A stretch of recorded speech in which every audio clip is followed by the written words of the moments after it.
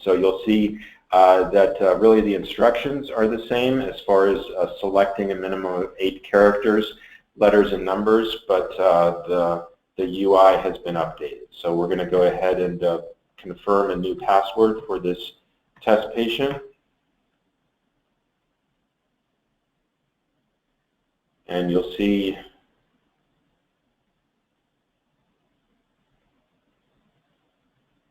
the confirmation message. And now we're in the new patient portal. So the layout here, we're on a desktop screen. We'll show you all of the tiles, all of the features in their entirety.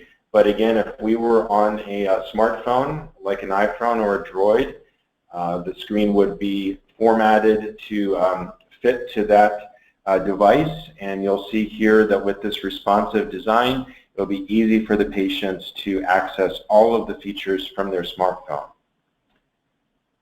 Patients can always go back to these tiles by clicking Dashboard, and Dashboard is here at the top left.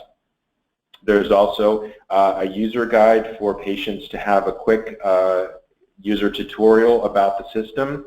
And again, this is the user interface that's designed to be intuitive and accessible for all of their key features. We know that the vast majority of everyone on the phone is using forms in their patient portal, and by clicking on those forms, the patient has the forms that are active and also those that are archived.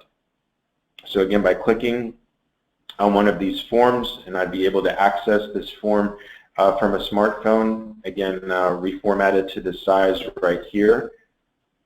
The patient can complete that form. They can use the Save as Completed or Save and Finish Later buttons, which are active in your current patient portal, so the usability has not changed that way. But what is nice is that there are some nice new pop-ups and confirmation messages that have been very well thought out to really update the entire patient experience. You can also see here the status is color-coded. Forms that are in draft are highlighted as such, and you also have a pop-up right here that allows the patient to know how many forms are outstanding that they need to complete. The tile in and of itself will give the patient a progress completion rate, and that just gives them awareness of what forms still need to be completed. So we're really focused on getting the patient to be compliant with form completion, and if there's anything due or coming past due, that patient knows that that's the case. You also have those that have secure two-way messaging as a feature will have the secure two-way messaging under messages, and patients can still compose their message. Whatever you have in your customized drop-down of message types and roles, again, remain the same as you've had it before, but there's just a nice new clean interface. If the patient needs to add a subject line, it's noted in red until they fill it in. They click send and they get a nice confirmation message that message has been sent. They also have a mini dashboard here to show them the total messages, those that have been unread and those that have been archived. So again, a very user-friendly, secure two-way messaging center.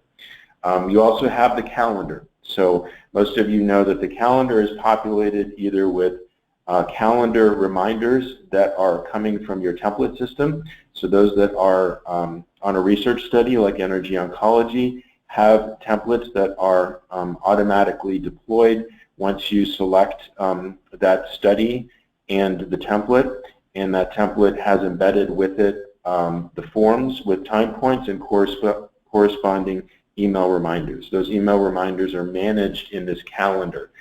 You can also use that calendar template system to manage pathway reminders. So just for best practices, to send out the patient at the 6-month point or the 12-month point a reminder that their PSA lab needs to be performed, or they need to come back for a follow-up appointment, or they need to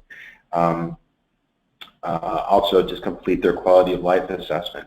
Those that have the appointment tied to their calendar, which is that we're getting a feed from your scheduling and appointment system. Might be from GE, might be from Mosaic or from ARIA, just to name a few, through an HL7 interface.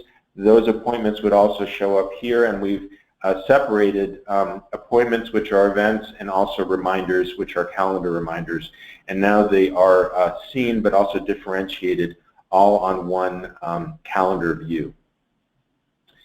You have the contact information, which had been front and center in the patient portal, and while nice to have there as far as the picture goes and the contact information, we also think it's nicely presented here, and of course it's smartphone optimized.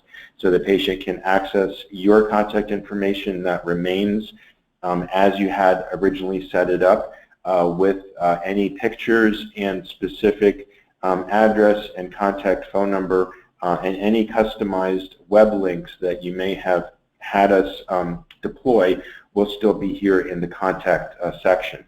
And also, just to kind of state the obvious, you have your logo up here at the top. So again, as your VTOC platform has been deployed at your site with your logo, that logo will again appear here on the new VTOC Mobile 2.0 version.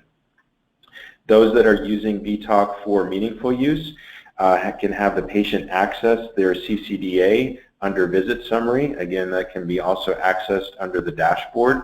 So that visit summary has, again, some nice look and feel to it as far as the ability to download and view the visit summary. So that can be done very readily on a smartphone. That's actually another nice feature that can be used from a smartphone for a quick view. The patient can open up their CCDA here, just like this test one that we're showing. Similarly, for patient education is also on the dashboard, so we see that as a very key feature. But when you access patient education, again, from the dashboard, you'll have those patient education resources that are active, and the ones that are active are the ones that are part of a template that are due, that are part of an active template, just like forms are active. Any education material that has been archived will show up here in the list, so it doesn't go away, but it is available for the patient. You can see here one of the nice new OncoLink pieces, just to show you that as kind of a highlight. We can access that right here, and the patient has that in their patient portal as a quick guide. In this case, it's coping with cancer diagnosis.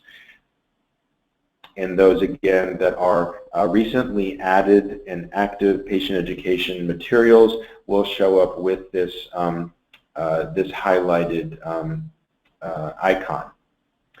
You have the file manager, and so instead of calling it file manager, which was a bit more, office oriented, we wanted to make it more patient friendly. So now we're calling it My Files, and the patient can access their files. This is still managed on the medical team side, where you have continuously managed the patient files in your Perform Action section,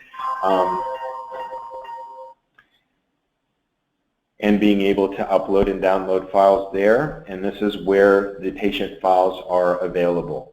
When the patient clicks on one of the folders, they can, of course, download the file very readily, and then they can also use the feature to upload files themselves from their own desktop.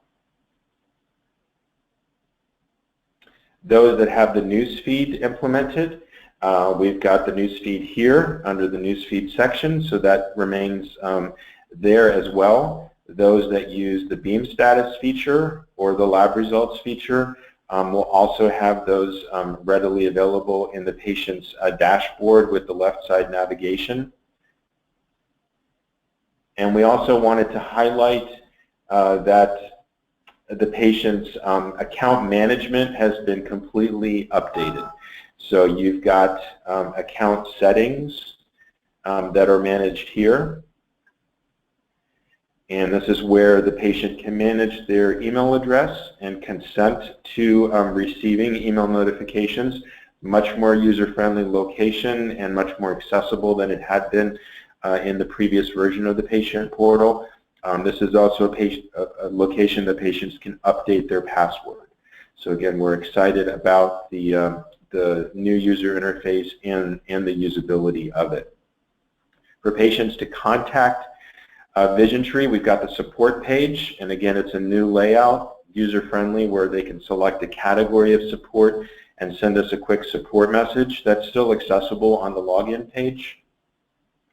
Patients have access to the user guide up at the top, as well as on the left side navigation.